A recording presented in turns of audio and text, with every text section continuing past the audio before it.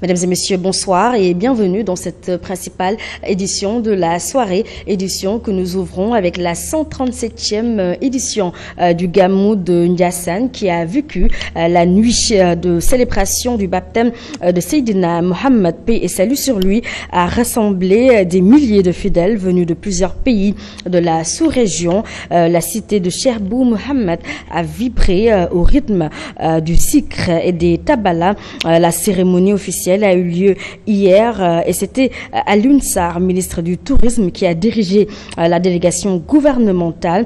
Elle a été reçue par Serigne Sidi Mokhtar Kounta au nom du Khalif général des Khadres, Serigne Cheikh Al Bekkay Kounta.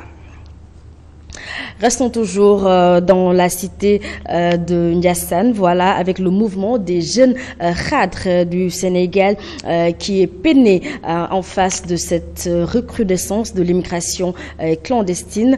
Son président invite ses camarades jeunes à rester chez eux et à croire en eux, à l'image de ce jeune ancien, voilà, produit du Dara, qui est voilà, Serigne Mboup, parti de rien et qui est devenu aujourd'hui un modèle de réussite. Par ailleurs, il appelle l'État sénégalais à une meilleure politique de jeunesse, mais également de l'emploi pour permettre à ces jeunes, bien sûr, de croire en eux et de rester dans le pays. Écoutons à ce propos Mokhtar Koné, président du mouvement des jeunes khadres du Sénégal, au micro de nos envoyés spéciaux Abdoulaye Diak Lamindja.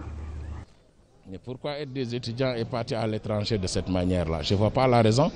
Qu'est-ce qu'il y a d'extraordinaire à l'étranger? Tout simplement que je voudrais avoir de l'argent. Et moi, je dirais que la base, c'est là. Il faudrait que nous ayons une grande ouverture tout en s'arrangeant, comme l'avait dit le président Léopold Sédar Senghor. Il faut que les gens reviennent à la source. Revoir comment nos guides religieux ont pu mettre sur place des idées ou des formations et de retenir tout le monde sur place et que les gens puissent s'épanouir. Je l'avais dit tout à l'heure, l'exemple patent, je vais le citer. Je ne vais pas être loin, votre directeur général ou le président directeur général Serigne Mboup. Il a été à l'étranger, oui, mais pour aller visiter. Sa base, c'est où? C'est là.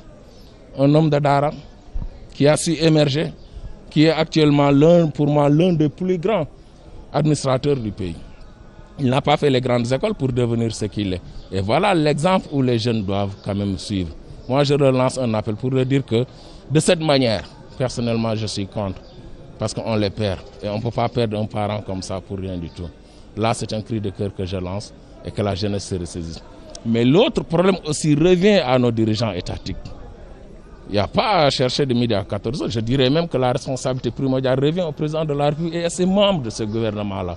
Si on a des jeunes intelligents qui puissent quand même mettre quelque chose sur place, qu'on les aide à concrétiser ces idées. La preuve sur la pandémie, j'ai vu des jeunes qui ont créé des machines, mais qui n'ont pas eu de suite.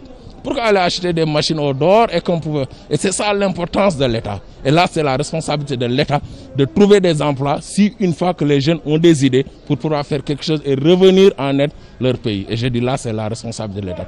Mais l'autre responsabilité, c'est la jeunesse. Ils n'ont qu'à se ressaisir et savoir de quelle manière aller.